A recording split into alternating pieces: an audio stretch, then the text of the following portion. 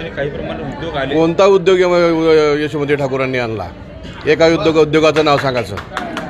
देवेंद्रजींनी उद्योग आणले, त्यांनी फक्त पैसे खाण्याचं काम केलं। एकही उद्योगाने उद्योग त्यांनी काढला होता ना, डेअरी काढली होती, स्वतःच्या जवायला घेऊन सबसिडी खाऊन मोकळी झाली। हा काय विकास आहे? काय कोणता उद्योग हे केलं? तरुणासाठी काय केलं? एखादा नवीन पोरासाठी जे स्पर्धा परीक्षाला बसतात बिचारे, एखादं सेंटर तरी उघडलं का? काही केल्या सुविधा सुखसुवी त्याच्यासाठी? ग्रामीण भागातल्या लोकांसाठी, मुलांसाठी हे आवश्यक आहे। स्पर्धेचं युग आहे, या स्पर्धेच्या युगात हा ग्रामीण विद्यार्थी टिकला पाहिजे, ग्रामीण युवक टिकला पाहिजे, त्यासाठी काहीतरी करण्याची गरज आहे। नमस्कार मंडळी, बरेच दिवसानंतर तुमच्या समोर येते आहे। खरं मुंबईच्या मीटिंगा होत्या, दिल्लीची CWCची मीटिंग होती, आज मी परत मुंबईला आलेली आहे आणि 2-3 दिवसात नक्कीच अमरावतीला येते।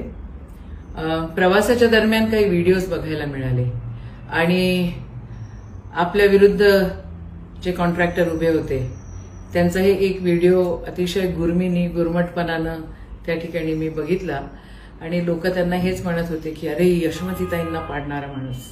अच्छा, तुमचं रेकग्निशन पण आमच्यामुळे होतं आहे। चला, तुमच्या नशिबात होतं, तुम्हाला ते भेटलं। पण त्या व्हिडिओमध्ये एक गोष्ट ते जे बोललेले आहेत ते आहे यशोधरा दूध डेअरी बद्दल। यशोधरा दूध डेअरी बद्दल ते चुकीचं बोललेले आहेत। ते म्हटलेले आहेत की मी काहीच केलेलं नाही आणि मी कोणताच प्रोजेक्ट आणलेला नाही, जे काय केलेलं आहे ते देवेंद्रने जी केलेलं आहे आणि यशोमती ठाकूरांनी जो काय डेअरी सुरू केलेली होती ती डेअरी म्हणे सबसिडी खाल्ली आणि ती बंद वगैरे केली, असं तसं। आता सरकार तुमचं आहे, मुख्यमंत्री तुमचा होणार आहे।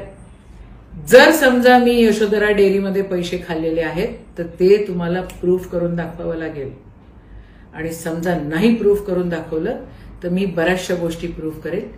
हे एक वॉर्निंग आहे। सरकार तुमचं, आमदार तुम्ही, मुख्यमंत्री तुमचा, अजून सगळं प्रधानमंत्री तुमचे। यशोमतीने जर सरकारी जमीन कुठे घेतलेली असेल किंवा सरकारी पैसा कुठे वापरलेला असेल तर ते सिद्ध करून दाखवावे कॉन्ट्रॅक्टर साहेब, ते सिद्ध करून दाखवा, नाहीतर तोंडाला तुमच्या कुलूप लावा। शहाणपणा नाही मागायचा, हे नाही चालणार।